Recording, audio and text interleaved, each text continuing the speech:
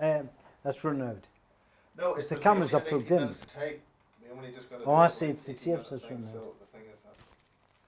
Okay, this is tape 3, take 1. Okay. So we were saying that the pyramid's activated with those stones at the base of the pyramid, and then it will help then the soul to travel. Yeah. Or to direct. That's what I was told. I mean, that's what I was told. Apparently, a beam of light came through those holes in the side of these blocks of whatever they were made of, and that beam came up the side of the building, and when the 4 beams at the same time came at the top, they interlocked with each other, right? Mm-hmm. And something happened. But this is part of the soul travel of That's right. of the pharaoh. They were inside the pyramid when that took place. Right. And then, does that resonate with what you did in terms of your soul travel or your projection into other dimensions? It was on a similar basis, yeah. But I think, see what they were doing, they were taking the whole soul and energy completely away from the body and bringing the whole lot back again. Where would they send them? I don't know. It's just other dimensions, that's what I was told. But you've seen the other dimensions when you... Yeah, I saw other 3-dimensional worlds through my energy entering into their body, seeing through their eyes, coming back as just like a television cable, sending the message back to my head. I couldn't see it at that precise moment until it was recorded, right? And then they woke me up and then said, right, well, have a look at the picture. So what they've got to do, they say they have to separate the conscious brain and the subconscious brain, right? Mm-hmm. When they do that, then the subconscious brain is not taking a picture at that precise moment. Because when the energy leaves, it starts to do that. Cycles back. Yeah, so the conscious brain switched off, not receiving any pictures, if you like. That puts it onto the subconscious brain. It's switched off. Mm-hmm. That allows the energy to transfer the pictures from elsewhere into the subconscious brain. Because as long as the subconscious brain's on, you kind of get, it's like having 2 lenses on a camera with 1 roll of film. Mm-hmm. It's not going to work, right? Mm-hmm. So that's what they were talking about. They said, no, your subconscious brain's going to be switched off. Because that camera, you've got 2 cameras, one taking the picture here, sending it through the subconscious brain. So you've got to switch this one off. Otherwise, it's all going to get mungled up. That was their way of explaining it to me. There's probably a better way. But that's when you were projecting into the dimensions, but you were seeing through whose eyes in these dimensions? I don't know. Some being? Another human being, right, with exactly the same DNA as I got. Otherwise, I wouldn't. There was some where they couldn't send it because there wasn't. There hadn't been a vessel born with my DNA. Mm-hmm. So there's certain parts I couldn't enter. You see what we're getting at? Yeah. So say for instance, you've got a caveman and then 100 years. I couldn't move into that 100 years. If there was no DNA. That's right. I think this is very important, sorry to interject, why you were born, why your mother was selected for birth, that DNA. Well, I don't know about that neither. You were too young at the time, but I think this is very crucial. I was only a baby at the time, so I can't remember. Well, you weren't even born yet. That's right. That way, that precise thing. Yeah. Oh, so you don't have an answer? Pardon? You don't have an answer for him? Of course not. Yeah. Oh, okay. Well, when he said that my mom did go off, right? She left me father, and then when I came back, I was born. Okay. I've got 2 sisters. They arrived 5 years later, right? And my mother used to say when my dad lost his temper with her, which he did fairly regular, he was a sort of a rag and bone man, right? You understand what that is, do you? I know the term. Well, it's a guy that goes around with a horse and cart picking up all sorts of things. Like a Romney type guy. he was always picking on us and hitting us for whatever reason. And my mum used to always say to me, you know, when you grow up, you're not going to be anything like him. That's all I ever got. You won't be like him. Because I used to hate my father, you know. And I said, you know, I was really, because she used to bring my mum up. And I really didn't like that. And when I got really angry with him, she says, don't worry, you're never going to be like him. So I don't know what she really meant by that. So all I know that she left, she went away, came back, I was born. Gotcha. My dad had put an ad in the local newspapers trying to find out where she'd gone. So you don't know who your father is? Well, yeah, I had no idea. Well, I don't think he was my father. Right. I've got no 100% proof of that. Right, but she never told you who your father was. She never told. She never said he wasn't my father. She used to always say, you're never going to be like him. Implying you're not his. But she never said that you came from an angel. I think where do you get these angels from? I don't think there's any angels out there, believe us. Some being, right? Yeah, one of these aliens. Yeah. Why preserve the races, though? What is the necessity of preserving the genetic code within the races? I think it's a question of, if you put all the animals together now, what are you going to have? If you haven't got ducks or you haven't got, do you understand? I think the planet. So the planet kills, everything kills, we kill. Do you understand? There has to be a difference somehow. I'm not very good at explaining this, am I? But it seems that, I would disagree, because I would say, well, the difference between species, for example, is that ducks and dogs can't mate, whereas humans are all the same species, even though we have different genetic makeups, pigmentation, bone structure, whatever. Well, animals are the same, aren't they? But, I mean, if you get ducks and swans, right? Or you get seagulls and blackbirds and sparrows, right? They've all got something in common, that they can fly. They've all got something in common, but they're all different. And you won't get them mating with each other. The only time they mate with each other is when man does it. They can. For breeding. But man does it. Well, especially the Queen of England is an expert in terms of breeding. She loves horse breeding. Yeah. But my question is simply... It's like, all the dogs we got now, they're not, we call them pedigrees, but they're not. Yeah.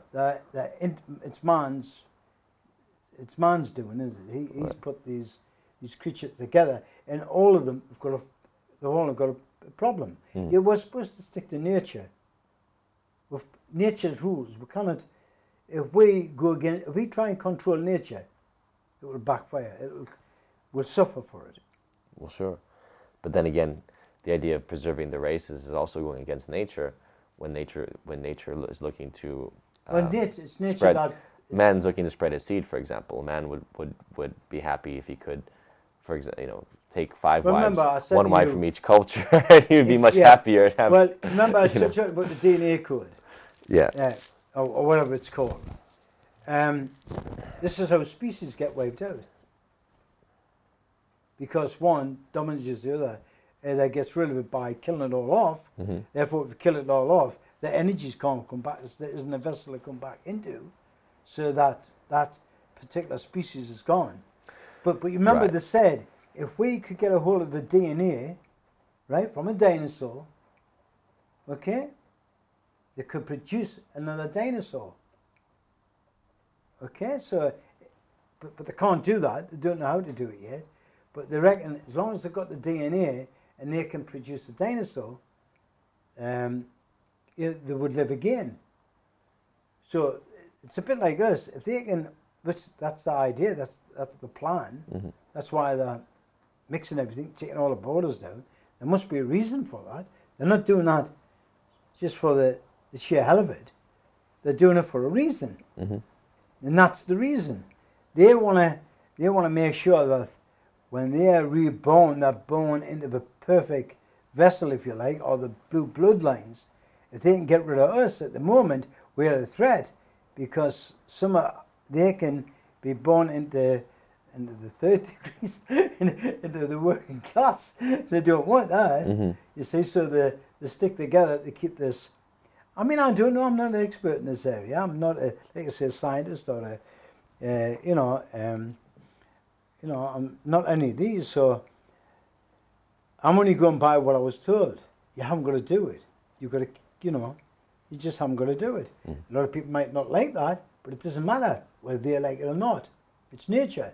If you go against nature, it'll backfire on you. So it doesn't make, if individuals don't like that idea, well, who gives a damn? It doesn't matter.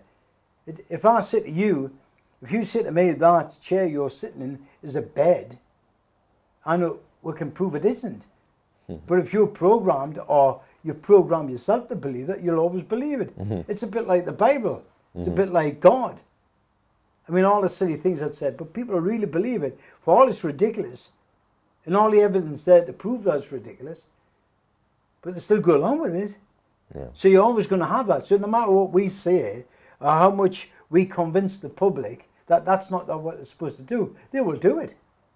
Because they've been programmed themselves, they probably programmed themselves into believing that. Or once it's like all species seem to protect us up. We'll go on the subject of gears. What do gears do? Gears employ more gears. They look for them. They form big groups, don't they? If you go into prison, what do you see? What do you see in a prison? What's the words, the nicknames they have in America? Sphinx, right? You've got the Sphinx, you've got these, and they're all ganged together against each other in the prison. Well, I think that tells you what it's all about. It's protecting the species, even in a prison. But do that. It's only other people who don't want that. It's only people who don't understand nature. It's only people that's been brought up in this type of environment over the last few decades who doesn't know any better because they've been brought up in this type of environment. Right. They can't remember what it used to be like. Well, look, you go down London now, the East End of London, where Negroes live, what do you got? You've got stabbings, you've got the groups together. If you go to the West End of Newcastle, you've got a place called Little India. If you go just outside of Newcastle, you've got a place called Chinatown. What does that tell you? It's all Chinese who want nothing to do with us. They just want what we've got. Yeah, That but applies to us being in their country exactly the same. well, I would argue that exists more in the working class, whereas the divisions lessen as you get to the higher It's levels. because people want it. It's that want. A world without want means the end of humanity. That need. If you take the need, we've got to have a need. We have to have that want. If you take that away, that's it. It's the end of mankind. Right. And we must maintain that.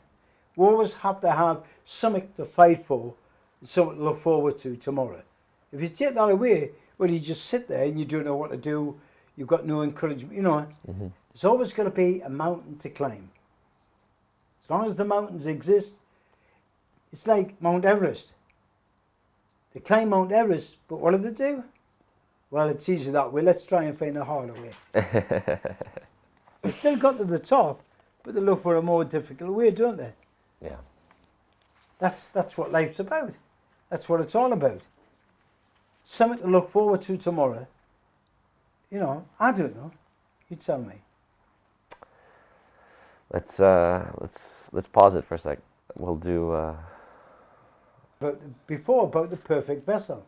Yeah, I mean, this guy is. It's just switched on, is it? This is keep running all the time. Okay, so that's running, is it? Okay. Now, hold on, that's rolling. Okay.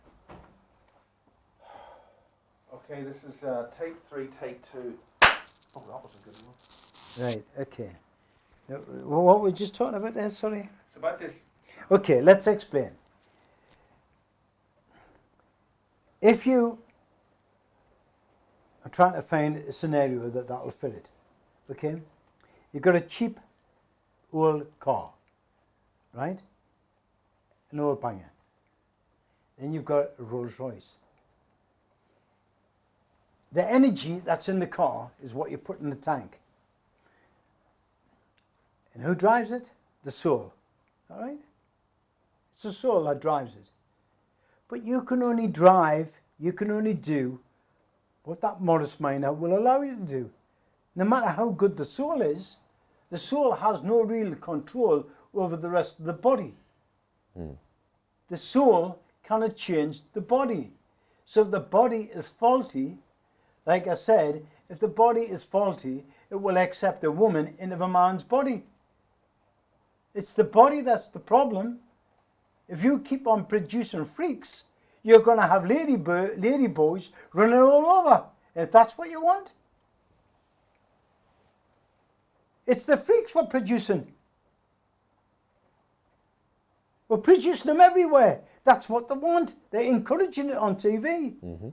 You've got half men and half bloody women running about.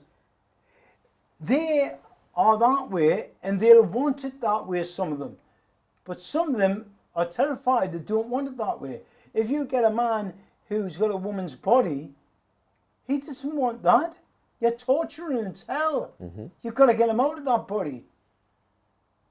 You're better off putting a bullet in his head. Because he'll come back. But why do these souls choose to incarnate in these damaged bodies? They haven't got a choice. It's when the DNA of the body gets mixed up and the wrong signal is produced, your energy goes into it. You end up into a dodgy vessel. But why are the souls trapped here on Earth? Why can't they can't go? They can only stay within the Earth. It's the Earth itself that keeps them here. That's keeping them here, or the moon. Yeah, you perhaps. can't float about in space. Or perhaps the moon that we talked about, the moon base. Well, maybe I've never been there, maybe there's a net. Maybe there's a net though that's being around the moon. Maybe the moon is an artificial satellite. Yeah, that's I only know that around souls. we have energy, don't we? Lots of energy. You know, like TV signals flying through the air and things like that. It's all there, and we can prove it. Well, again, we are just like that energy. You understand? Just like a TV program passing through the air. We're a bit like that. Once we get into it's like I say, once we get in the car, we're in control of the car. But the car, depending on the quality of the car, we can't go across country because we've got a sports car or whatever. Do you understand? And that's what we're going to make sure that the vessels that are being produced, you're not going to drive along the road. The wheels keeps dropping off, or the engine keeps packing up. Right. You've got to make sure that the vessels are nothing wrong with them, right? Because they're designed to die. The vessel is designed to die eventually. It's not meant to live too long, right? So no matter how much vitamins you take, or how much you try and stop cancer, does that mean I'm not going to die? Because I'm taking all these, these things that prevent cancer and all that. I'm still going to die. That's the way I want it. Do you understand? I want to die soon. I want to start again. I've seen the picture. I want to see something else. That's what happens when good old people, and they've lost all their friends, and they've lost, they've all died. Yeah. And they've done everything, and they've been everywhere, and they've got to take Viagra. They want their feelings back. They can't get them back. Why? Because the body's run out. They want a new one. They want to start again. So when you come back with a blank tape. When a person dies normally, right, normal death, because of old age, the tape rewinds, and they see it, and then it switches off. Yeah. And then you start again. But as long as there's a vessel with your name on it, you're coming back. Unless they really run that into me. Unless they wipe out 3, 4 right. billion. If they where are those souls going to go? Nowhere. They'll float around. They just float around, go nowhere. Or do they go to a different dimension? No, they can't. They can't leave this one unless you take them there. So that, wait a minute, there's channels upon it, there's gateways. Yes. That appear now and again. Yes. Right? Well, that's why I had to be in Cyprus. Because of the gateway. That's right. What was that about? It's too complex. I haven't got the brain to work it out, to be honest with you. But I've been told, it seems that we're entering 2012 is supposed to be a gateway in time. I don't think it had anything to do with time. I think it had to do with place. That's the impression I got. I can't really But there say is too no much time. about. Pardon? There is no time. It's just relative. Because No, the time, it's place. It's place. Like I said, it's the place you're in, not so much the time. well, even time itself is about place. For example, what I'm told about 2012 is that it's not so much. It's not about a date. It's about the position of the Earth heading into the Milky Way on a galactic plane. Well, like I say, Then- I'm not a scientist. I don't know. Right, but I'm saying that yeah. has to do more with place. The location of the Earth is what opens up the portals and and Well, again, a lot of that doorways. is guesswork. Mm-hmm. Most people don't know that. We've been proven that all the scientists who's been studying space, a few years there, yeah, I'm sorry, but we got it wrong. What makes you think they got it right this time? right. All they've got is telescopes looking at things. They have no idea what it is. They're guessing. They're using the tools they've got here to try and work something out Right. that the tools maybe not have anything to do with. Do you understand? They can't cope with that scenario. But what do you know about the Cyprus gateway? Was it because of It's. the I time? had to wait. That's why they took us to that steel hut thing. I don't know. They just said the first week I was there. Oh, we can't do it this week. It's got to be next week. I says, why? Like I've built myself up to this, whatever it is. No, it's got to be next week. And they wouldn't go in any further. Mm-hmm. So I've no idea what the following week had anything to do with it. Again, they kept on saying you don't need to know it. It's not necessary for you to know it. Well, what was this that was next week? Was it an operation? Well, or no, was I it... went through the one step beyond. I was expecting to go through the ones, they were talking about it. I was building myself up to it. Oh, I see. And then when I went, when they picked us up and I went there, I says, is it today? No, it's got to be next week. And I said, why? It doesn't matter, you don't need to know, it's got to be next week. You see, so it had a lot to do with where I was in a certain, I don't know, it may be a position to do it, I don't know. Right. But I'm not going to make up stories, do you understand, to justify what I'm saying. Mm-hmm. I'm just telling you the facts Yeah. as I see them. I'm not going to go and invent things. I'm telling you exactly what happened, what I was told, and why it was taking place. But there was a limit to how far they would go with that information. Yeah. Because it wasn't necessary, apparently. You kept on saying, mess your life up. Don't go into that area. The body's not capable of handling it. That's what they used to tell us. Should we break for tonight? You know this machine, I put an idea in your head before I go, right? Yeah. And tomorrow we'll do some practicing, Okay. right? And then if you want to discuss anything else, we'll do that as well. Then I'll take you down to town, get your photograph taken, okay? Whatever, depending on the weather. Okay. Is everything switched off? I don't want nothing. No, I think it's still running. When it's switch off.